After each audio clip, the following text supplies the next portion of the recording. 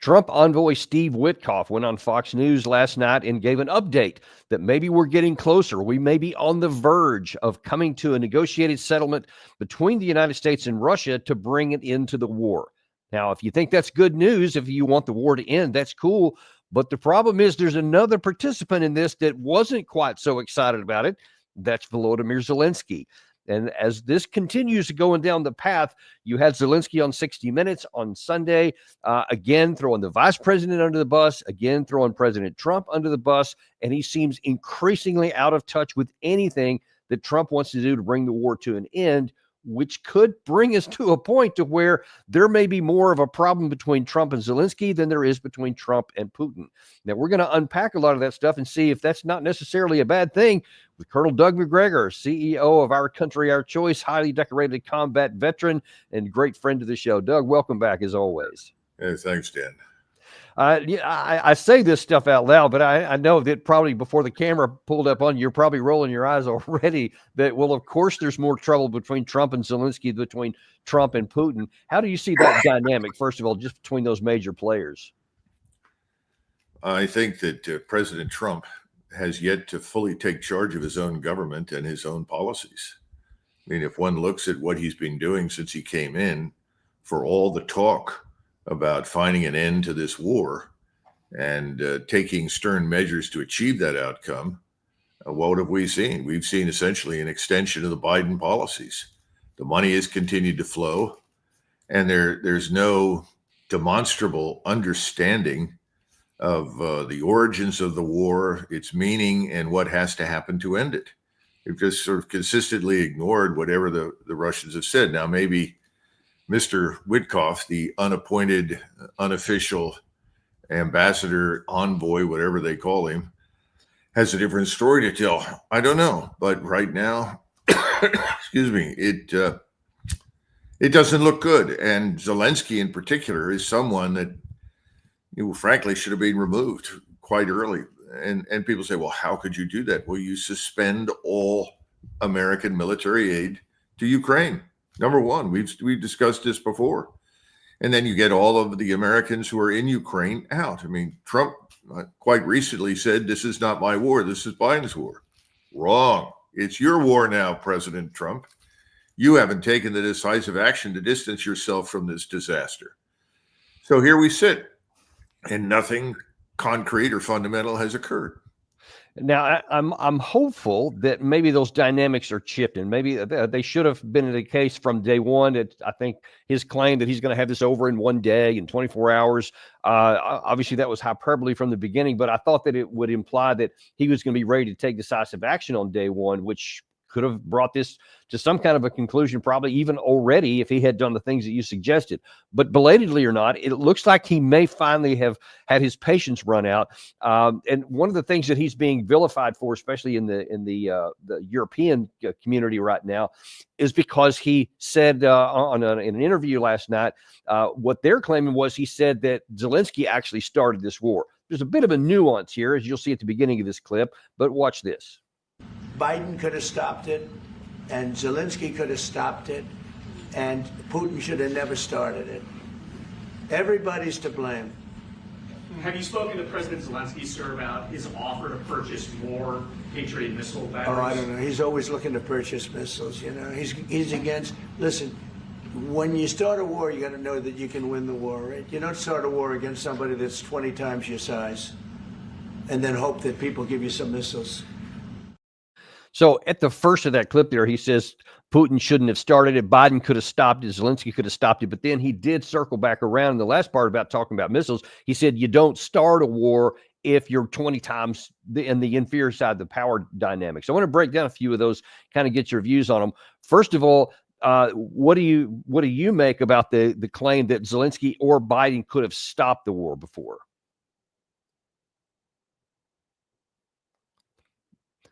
I can't hear you, Doug. Biden was always in the position as the president of the United States and the leader of NATO to stop all of it quite quickly. That was always doable. So that much is true. When you start talking about the rest of it, I think the president, frankly, is a little confused. This is a much more complex, complicated matter than apparently he realizes. This whole business was a function of NATO expansion from the beginning. And President Putin has been saying for years, over and over and over again, don't push this envelope. We don't want NATO on our borders. If it shows up on our borders, there will be a war. In the meantime, we poured billions and billions and billions into Ukraine for the purpose of building up what turned out to be the largest army in NATO. By the time the Russians went into Ukraine, you had almost 800,000 men under arms in Ukraine. They had some of the best equipment and weaponry that you could get. And they had ostensibly, in retrospect, the enormous benefit of American military leadership and strategy, and secondarily British military leadership and strategy, which is a hell of a note, frankly, since it's been catastrophic for Ukraine. But the point is, President Trump might also think about taking his own advice when it comes to size and numbers. He was talking about Zelenskyy. Well, Zelenskyy was promised by us that he would win because we would stand behind him and provide him with everything that we could. That was always a dangerous promise and not one that was likely to be fulfilled. But President Trump needs to re-examine the wisdom of waging a tariff war or an economic war on China that is infinitely larger and whose markets are frankly increasingly broader and deeper than our own. So we're in the same position now vis-a-vis China as Zelenskyy is with Russia. And so what about the claim that from the British side, and actually let me show you a clip here. This is very symptomatic of what is going on all throughout the European today. They're all talking about, well, Trump is saying these bad things about Zelenskyy. Here's one of them. This is now hardcore levels of Kremlin propaganda coming out of the White House. And I don't think there's many people listening that would ever think they would see the day. And it just leads me to go, what's Putin got on him? Why would you be coming out with this sort of stuff? I know he's petty and he sort of falls out with people, and what he tends to do, according to those in Trump world, is he makes up with them, but he makes sure he humiliates them as well. I don't know where we go from here, John. Again, last time I was here, we were talking about how America is no longer a ally that can be relied on, and he's just drifting further and further away from the natural world order that many of us have known most of our lives. Now, I want to key in on that last part there. He said this is the natural world order that we've known for most of our lives. But that natural world order, going back all the way through the Biden when they were all together on this, is completely detached from reality. And when these guys talk about that, Trump, by saying he wants this to come to an end, is just touting Putin propaganda. For whatever flaws Trump has, he is locked in on what is and isn't possible here, whereas the European Union and UK in particular still seem to think it's 1991.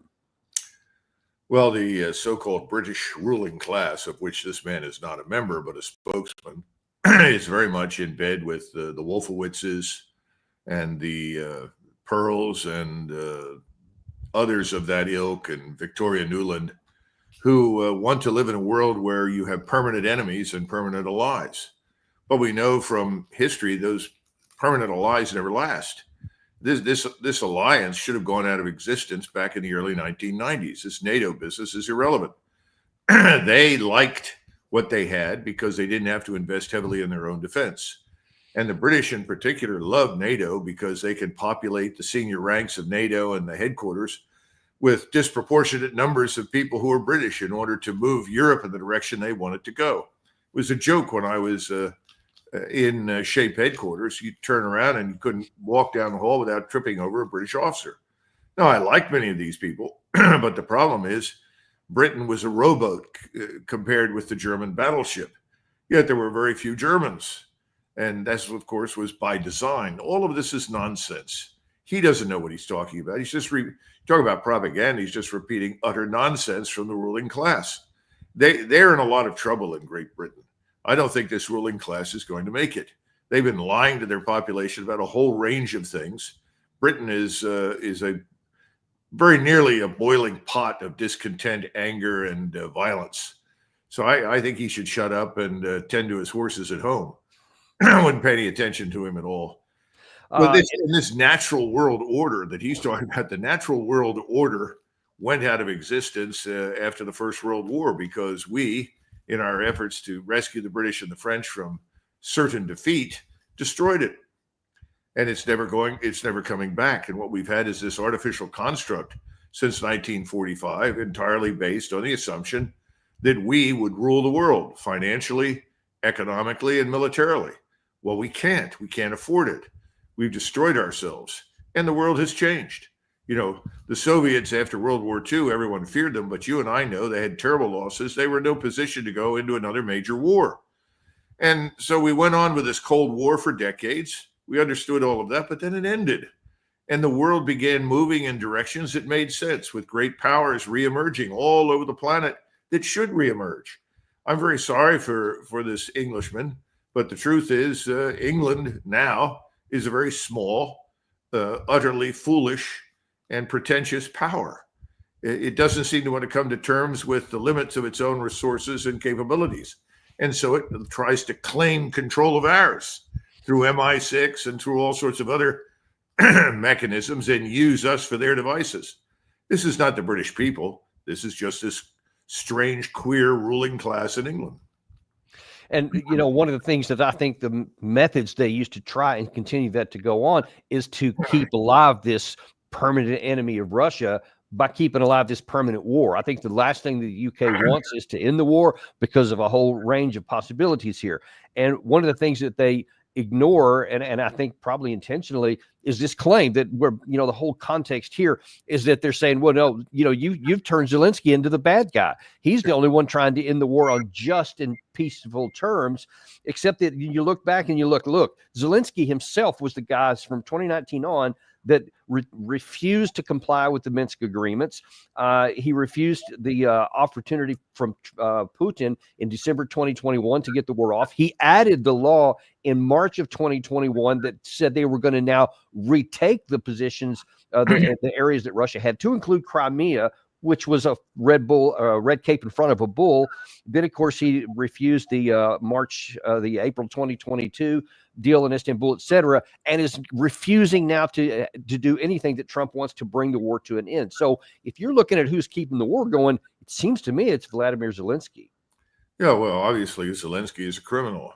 He was a nothing comedian who spoke only Russian and had been raised in Russia, had no real connection whatsoever to Ukraine in any way, shape, or form, and was picked by one of the oligarchs and Victoria Nuland and the rest of these people to be the puppet for Ukraine. I mean, this is the sort of thing we tried in Georgia. The Russians intervened there militarily and killed it and put an end to it.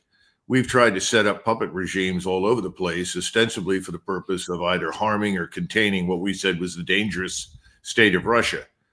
All of this nonsense needs to come to an end. But I think the president is surrounded by people who are no less invested in the lie and the fiction than the man you just quoted. I mean, if you go through these people like Gorka and Waltz and Rubio, and my God, they live in a world that doesn't exist.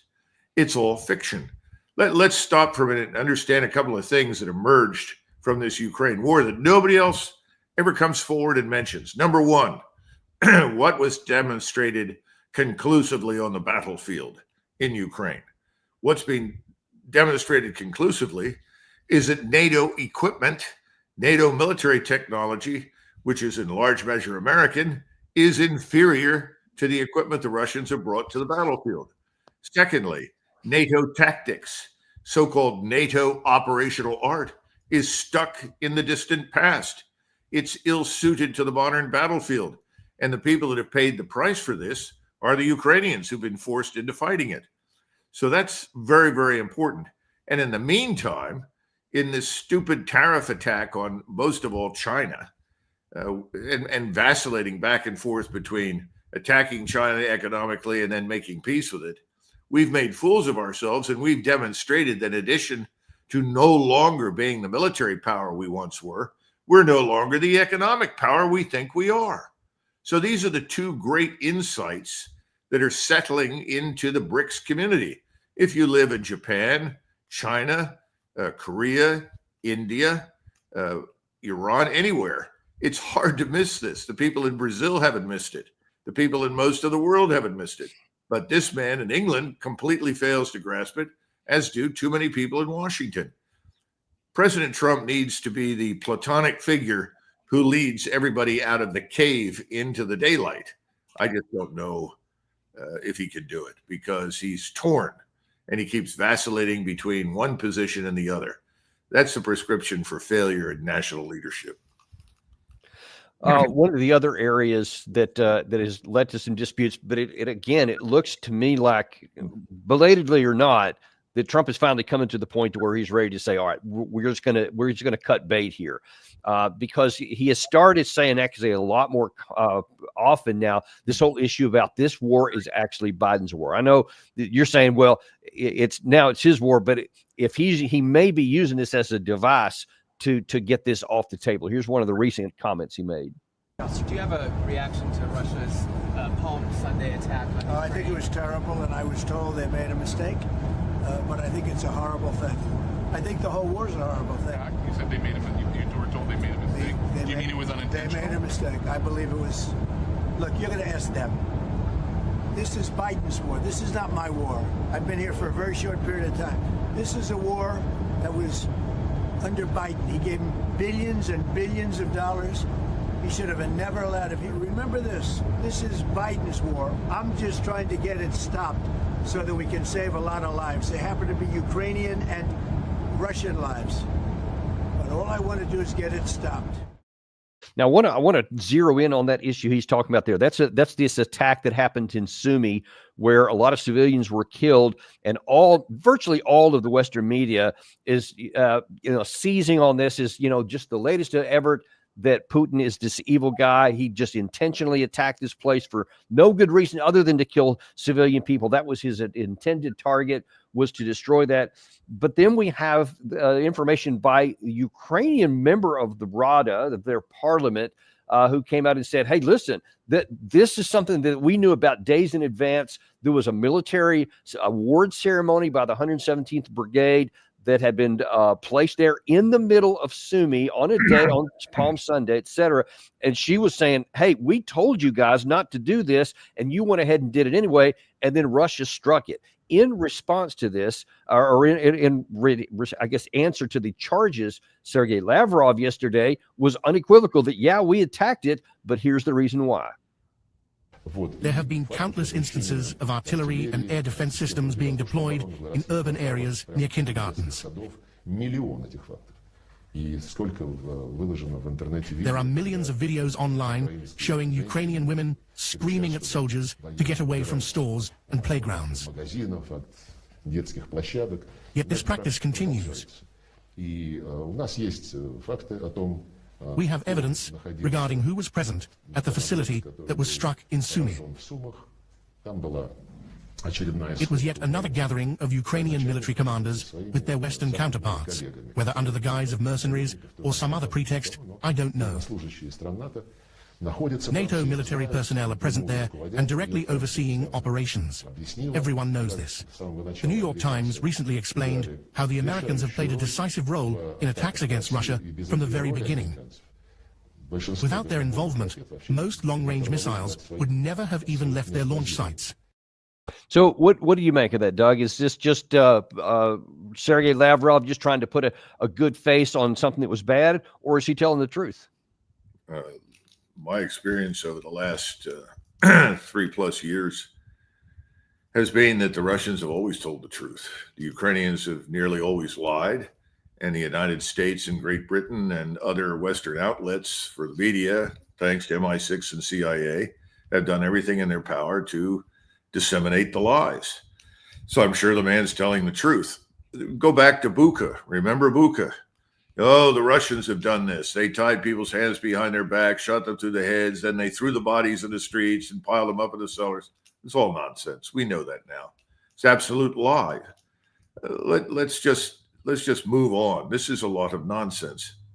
There's something that's even more important. In April, I received a phone call this is April of 2022. I received a phone call from Mar-a-Lago, and the individual on the other end said, well, we're interested in what you think about Ukraine. And I said, well, sure. I said, the first thing to consider is that the Ukraine war needs to end immediately. We should negotiate an end to this, convene a peace talks as soon as possible. And they said, why? I said, because the Ukrainians are going to be crushed. They have no chance of winning. And the Russians aren't even fully engaged. But when they do, it'll be over. Well, everybody here says the Ukrainians are winning.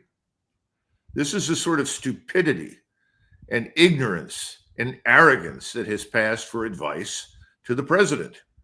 People around him need to go away. He's got the wrong people advising him, in my judgment, on just about everything. And if he persists in this, we're going to be at war very shortly in the Middle East, and we're going to watch our economy collapse into ruins. I don't know what else to say, Dan, because that's where we're headed. There is a flight from reality inside the administration as well as inside the Beltway. You can't turn to people like Rubio or Gorka or Waltz or Hegseth. These people are all part of this sort of self-induced fiction that has no bearing on reality. They have a false picture of everything. The world that we live in, our strategic posture, our capabilities. It's very, very dangerous. I don't know how the president fixes it, but as long as these people are there, it's going to be very difficult for the president to get out of this, to get out of the mess he's in Ukraine and disengage fundamentally from it, unless he does exactly what I've been saying for many months now. And this started, you and I talked about this before the election, after the election, and have continued to talk about it. Suspend all support for Zelensky and this criminal regime, the most corrupt, one of the most, if not the most corrupt country in the world, where the population is being ruthlessly exploited by its own government, and millions of lives are lost and destroyed as a result, all unnecessarily. So he's got to make some profound changes. He needs to do it very quickly. Get rid of these people. If he doesn't, then he's going to be standing on the bridge of the Titanic, waving to the few people on lifeboats that were smart enough to get off. You know, you talk about people around him. There's also people near his circle that have continued to say all this stuff. And I'm gonna show you a clip here of, and you're gonna roll your eyes when I say this name too, Jack Keane, who is talking about what were the results of this Sumy issue and what we should do. But listen carefully here. This sounds almost like he's, maybe even not almost, this sounds like he's saying that Trump should just go back to the Biden plan.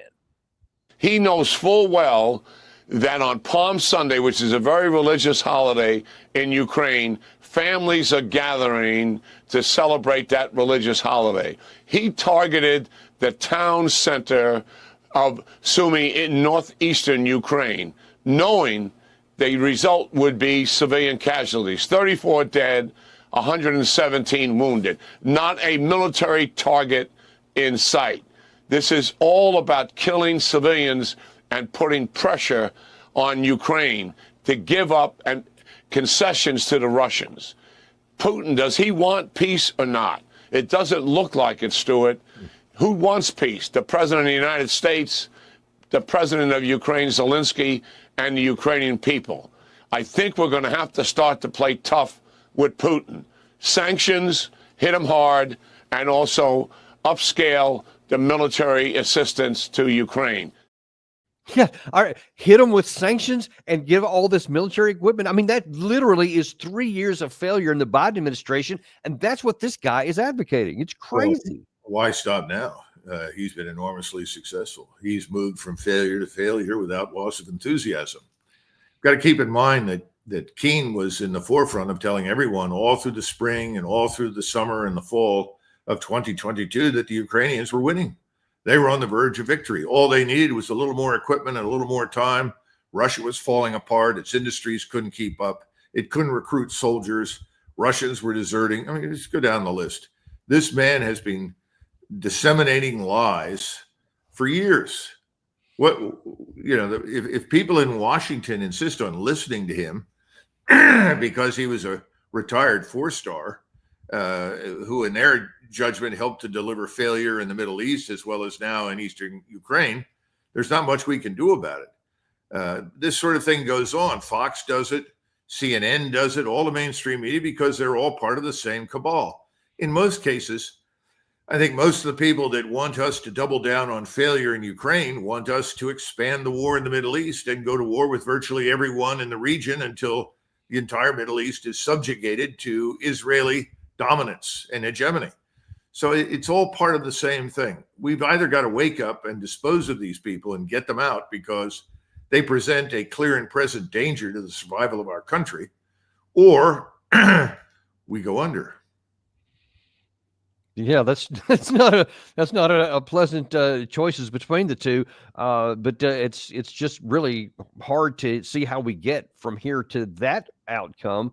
I'm just hoping we can avoid the wars. We're going to talk in a minute about the Middle East stuff, but I want to hang on here about the at least what it appears to be, and from what I'm hearing from some sources in the administration, Trump is moving in a direction to where he is ready to cut bait and say, all right, we're going to get this one off the table. Last night, also on Fox News, we had Witco, who was talking about that we may be on the verge of agreeing to something with Russia.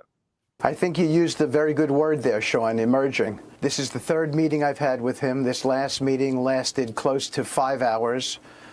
We had two of his key advisors in the room at the time, Ushakov and Kirill Dmitriev, and it was a compelling meeting. And towards the end, we actually came up with, and I'm going to say finally, but I don't mean it in the way that we were waiting. I mean it in the way that it took a while for us to get to this place. What Putin's request is to have a permanent peace here. So beyond a ceasefire, we got an answer to that. This peace deal is about these so-called 5 territories, but there's so much more to it. There's security protocols. There's no NATO, Article 5. I mean, it's just, a lot of detail attached to it. It's a complicated situation, rooted in some real problematic things happening between the two countries. And I think we might be on the verge of something that would be very, very important for the world. Maybe important for the world, but Ukraine has been just alarmed about this in response to this comment here by Witco. And by the way, basically what he's laying out there, saying that we're on the verge of agreeing to the June 14 lines from last summer, which is the 4 regions, demilitarization, denazification, neutral, no NATO, etc. He literally laid all those conditions out there without being specific about where the territory would be. But it sounds like he's getting close to announcing something between the United States and Russia. Do you think that's actually going to happen? Well, it's hard to tell. The first thing that we should have done, and again, this is something else I've urged repeatedly, is to go back to the proposals the Russians submitted in December of 2021, which were designed to forestall the conflict in Ukraine, that outlined some of what you just discussed, but much more. This man, Witco, is dealing with 2 different things. Now, there are more than 2, but I'm going to try and boil it down to 2. One is normalizing relations with Russia. We need to do that. President Trump understands that, and that can be done. Now, the Congress doesn't want anything to do with it. None of the usual suspects that live inside the Beltway, where war is the answer to everything, and they want to bully and dominate the world in perpetuity, they don't like that idea. But the truth is, normalizing relations with the Russians is something that we can do. And I think that's a big part of what he's discussing. The Russians are very favorably disposed to normalize relations and build excellent business relationships with us, which should never have been destroyed anyway. So that's number one. Number 2 is the settlement regarding NATO and the rest of Europe. This is trickier. I say it's trickier because it's about much more than what he's mentioned. The Russians have always been interested in a new architecture, security architecture. And if you go back to the mutual balanced force reduction talks and the conventional force agreements that were reached, that gives you a flavor for what the Russians are looking for now. They want to set up a regime that will guarantee security for their country. Now, how much of what is currently under Russian control remains or is given up voluntarily by the Russians, I can't even begin to imagine that. I don't know why they would. Again, the Russians have won this. They hold the strategic initiative. But there are two things that the Russians don't want. They don't want a war with us, and they don't want a bad relationship with us economically. The problem is that we make it very difficult for them because we vacillate. Again, we're not sure from one day to the next how far we're willing to go. Now, this is the last point. This is very important. And I'm sure Mr. Witkoff is aware, maybe not, but President Putin gave some very important instructions and guidance, I would say, to all the leading economic leaders inside Russia in the context of BRICS, and talked specifically about us and the West. And he effectively said, the West is finished. We can't depend on anything from them. Whatever arrangements we make, we have to be self-contained and largely independent.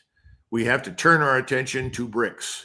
That is economic relations and good business with everyone in BRICS, China, India, Iran, potentially in the future, most of Southeast Asia, I'd say probably most of Northeast Asia.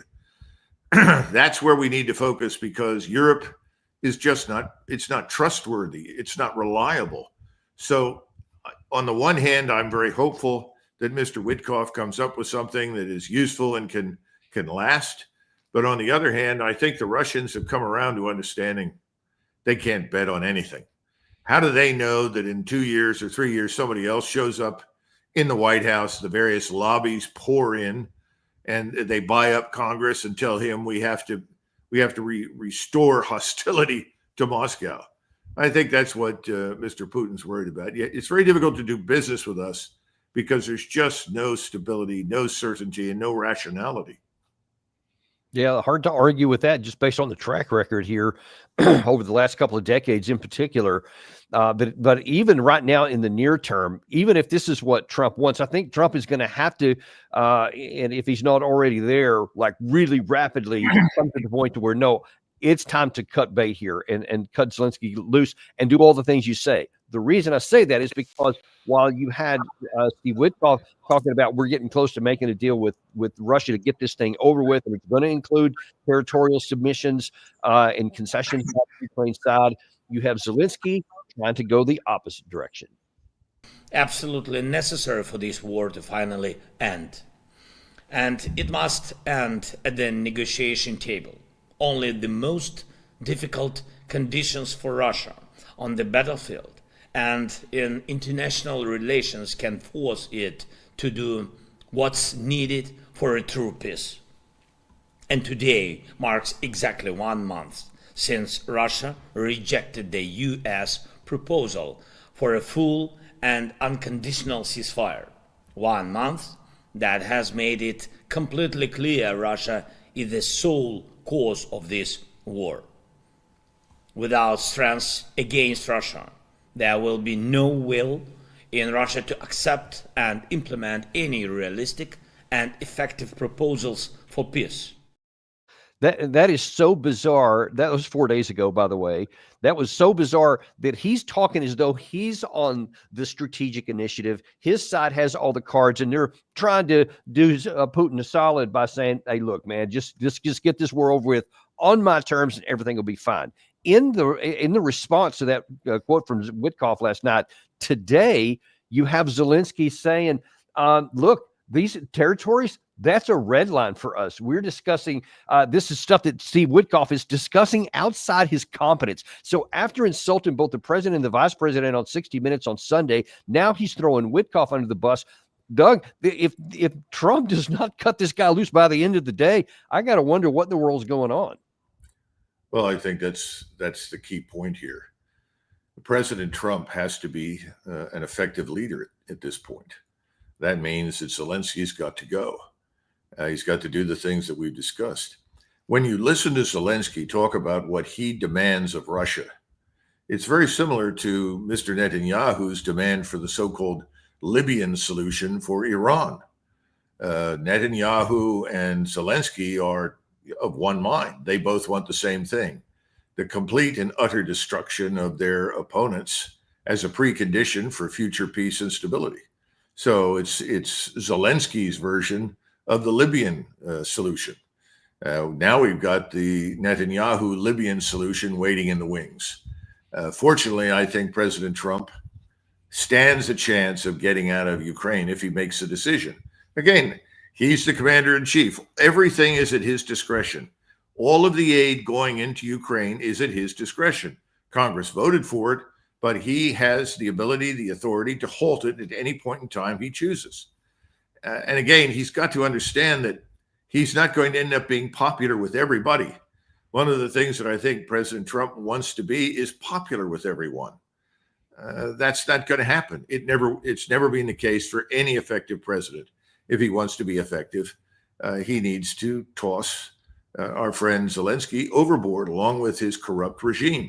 And all of the senior military officers involved in this tragedy from the United States should be removed. Get rid of them. If you keep them around, they will continue to subvert whatever President Trump does. They will try to restore chaos and conflict wherever they can. So it's not just a question of Zelensky. What do you do about the people in the CIA and the Department of Defense who've done everything in their power to mire us in this quicksand? They've got to go away too. So he's got to understand this is a much bigger issue than just for Ukraine for President Trump and the United States. Well, I certainly hope that he at least gets that one off the table. Within days. I think that this latest thing here, it should remove any doubt that anybody has that it's time for Zelensky to go his own way and to be detached. Hopefully they'll do exactly what you suggest with the whole cut off the aid, remove the troops, all that kind of stuff. We'll see what happens with that. In the remaining amount of time we have here, I do want to talk about a little bit about what's going on in the Middle East. You've referred to it a couple of times here.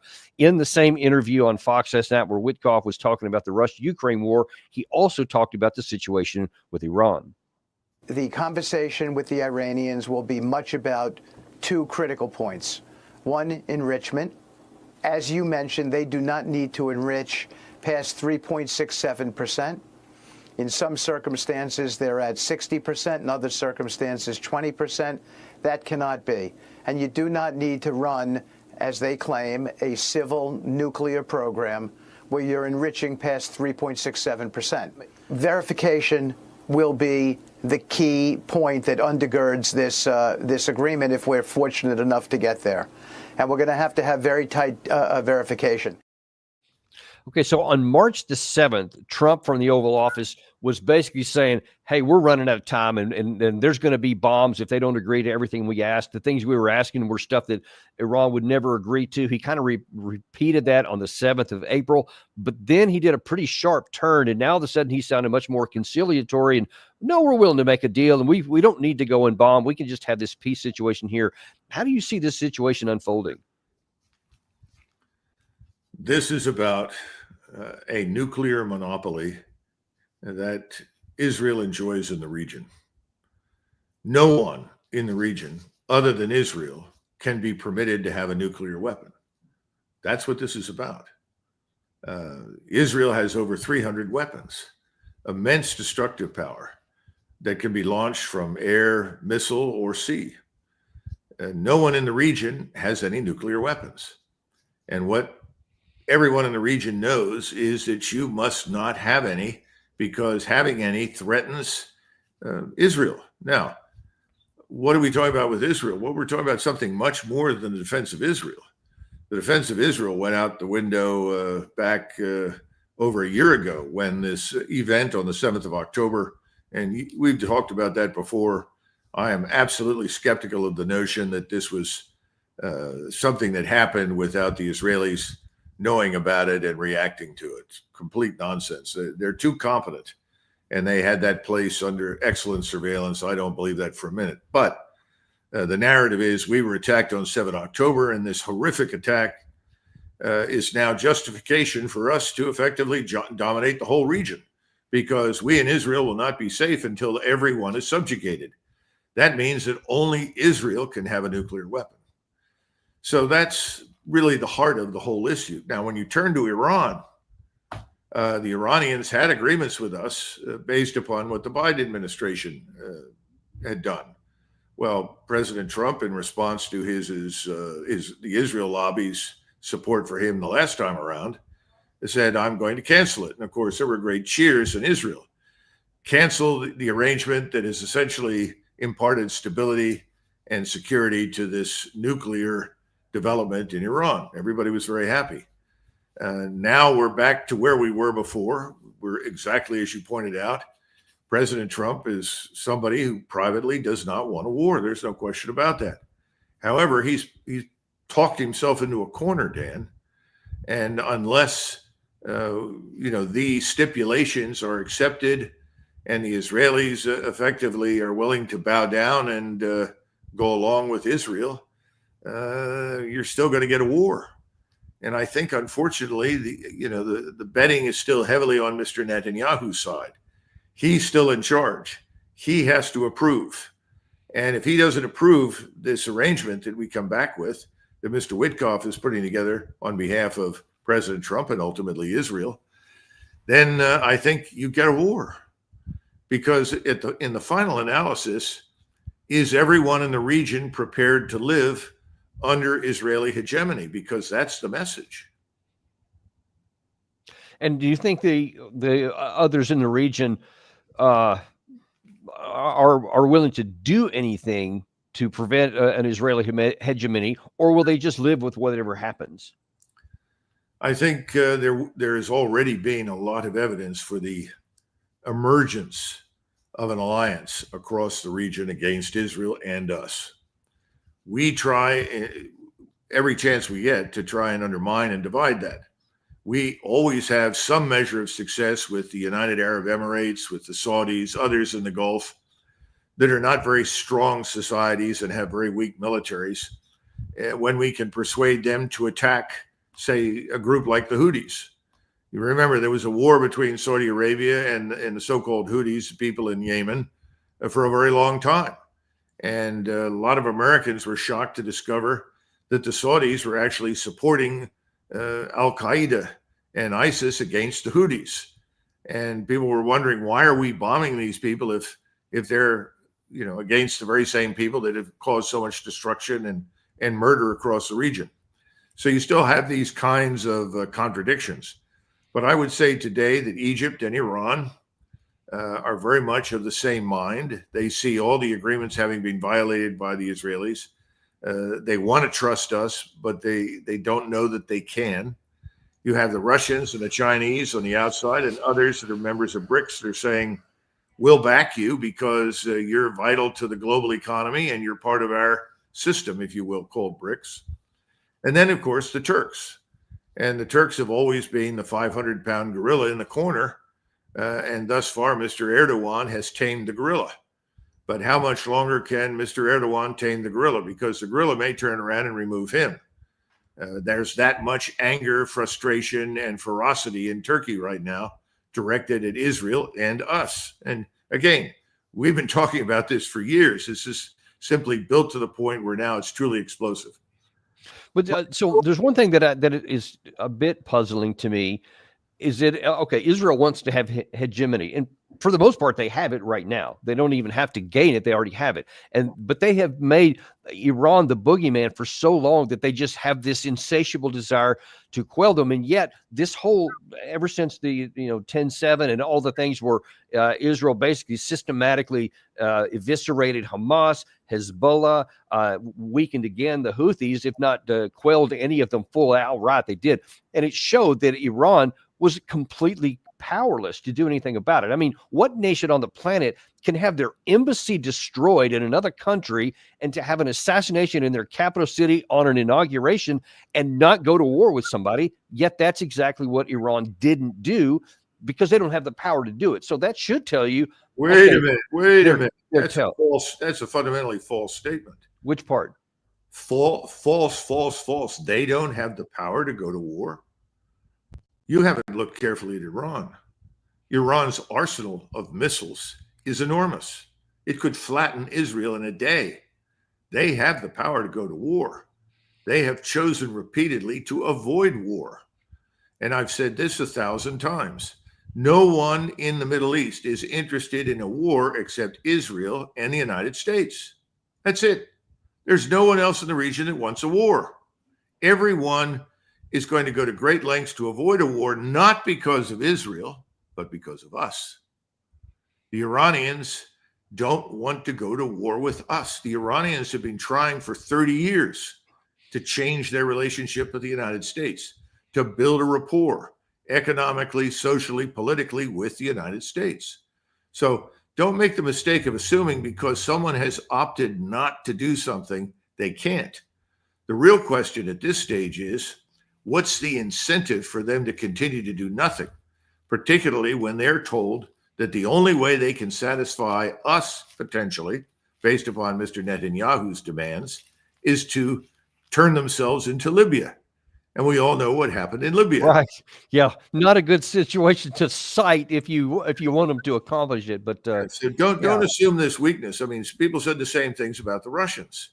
You know, the Russians went through years of humiliation at our hands as we advanced NATO further and further east, and continued to treat the Russians as though they were irrelevant, and created all sorts of utterly false reasons to embargo them and hurt them and harm them, particularly under Biden and his predecessors.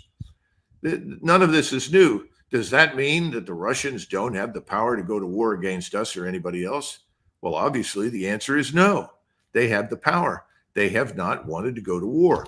It strikes me right now that if you look at the rest of the world, the only two powers in the world today that don't seem to appreciate the catastrophic consequences of a real war are the United States and Israel.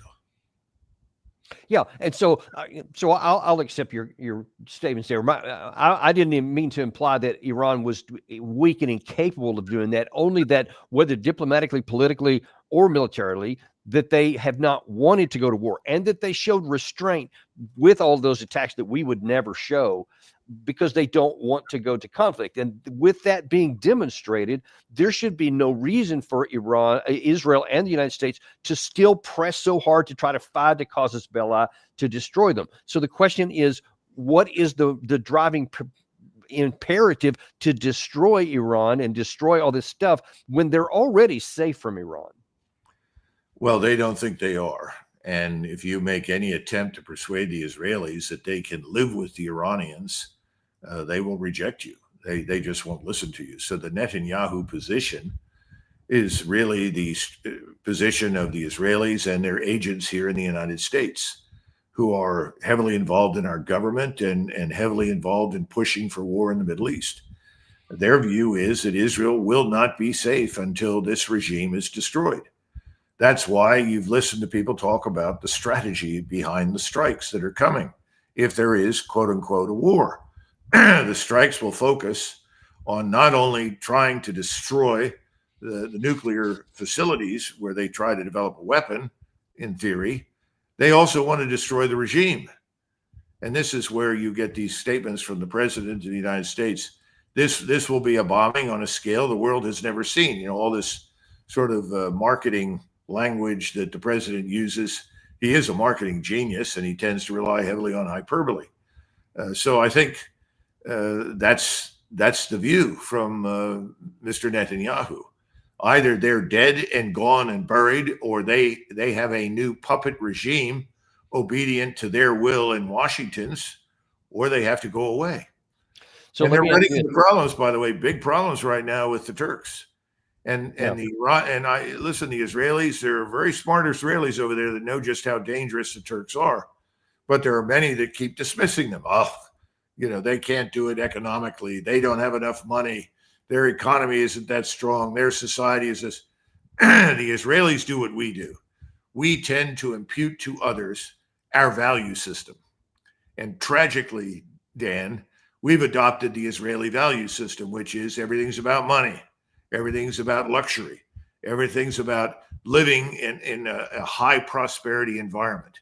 They don't understand, and we don't understand, that there are people out there willing to sacrifice what we think is so important on the grounds that their civilization, their culture, their nation must survive. And that means they must fight. So my point is that there are many in the Israeli general staff that understand just how serious and dangerous the Turks are. But again, everything comes down to us. will we support the Israelis? And they're convinced that with enough air and missile power, and maybe some special operations power in limited numbers, that they can control events and what happens in the region. I don't agree with them. I think it's a very dangerous position to take, but that's the thinking. And that's what I wanted to ask you in the last bit of time we have here. In the event that Trump is not able to restrain the dogs of war, and we end up taking action jointly with Israel, or however it turns out, what is the prospect, or better question, how would you see things playing out? Because unless you go in with this big ground force of 500,000 troops or something and literally take over the country, a bunch of bombs and missiles is not going to cause regime collapse. It's going to cause pain. But then, as you pointed out, there's also missiles that are going to be coming back this direction. And then there's the issue of Russia, who relies on a military issue with Iran for its drones, and then China, who has relations with both BRICS and the oil from Iran. Will they both just sit by passively and let this Israeli U.S. force destroy Iran? Well, remember, for the Russians in particular, and I think to some extent the Chinese, they view what is likely to happen to Iran as something that inevitably will visit them. In other words, they see us as this rogue regime that's determined to retain and expand our military hegemony across the world. So if they stand by and watch Iran pulverized out of existence, then they'll think to themselves, we're next. And remember, they don't want a regime in Tehran that is going to open the floodgates to enemies that can come up through the Caucasus and enter Russia from the soft underbelly, which is Central Asia. I mean, one of the reasons the Russians are very happy to have a good relationship with the Chinese is that they don't want to be invaded again by people in Central Asia. Now, we laugh at such a thing, but it's a very serious problem in Russia. One of the reasons that Putin has bent over backwards to cultivate good relations inside Russia with its Muslim population. They very, very large numbers of Muslims, over 20 million of them. Most of them are of Turkic origin. Why do they want good relations with them? Because they know that if they should become hostile to Russia, that could open the gates to invasion from the south. And that invasion comes up through Iran, down through the Caucasus and into Russia. Remember, during World War II, the Soviets moved most of their industry that they could into Siberia, beyond the range of German aircraft and bombers. Well, that was only possible because Central Asia was secure. It was only possible because Iran was secure. Why was Iran secure? Because we and the British negotiated an agreement so that we could ship supplies to Russia through Iran. Iran is strategically vital to Russia. That's why Russia won't stand by and do nothing, which means if we unleash this mother of all strike strategies, which I guess is what the president is saying, we're going to be at war with a lot more than Iran. And it may not be straightforward at first. It may not be overwhelming at first, but it will grow and it will become a very, very serious and dangerous challenge to us. And we may lose everything in the Middle East as a result. That's something that people in Washington don't do. They never ask the question, we have to measure what we might gain by what we might lose.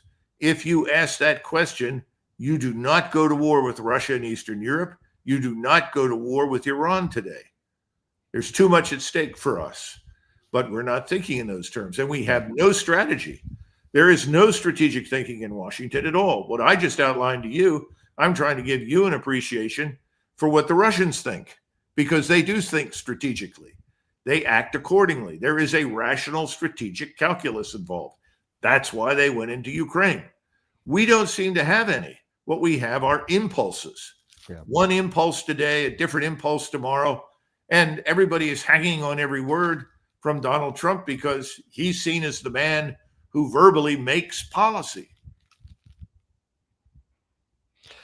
Well, I hope that at least somebody starts asking those questions before any bombs are dropped, because there is so much to lose and almost nothing to gain. in making this course of action. So I hope that's the direction that we end up going. But we'll keep an eye on this and keep tracking it for our viewers here. Before I let you go, finally, is there anything new going on with Our Country, Our Choice that we should know about? Yeah, we're finally getting to the point where these programs are going to begin in May, I think, on a weekly basis. The pilot seems to have done very well. Eventually, you'll see that on the internet, but for the moment, it's in the hands of sponsors and investors. And a lot of people are coming forward that very much want to support it. It's had a good reception, and I mean, one of the most frequent comments is, "The nation needs this show. Absolutely must happen." Tucker has said that. Many others have said it. So I think it'll probably happen. But I got to tell you, it's been an education for me. I'm not in this business, as you know, and I have learned a lot from very smart people that have been in the business for a long time, and I have much greater respect now for the people that produce and develop all these programs that we value on television and on the internet.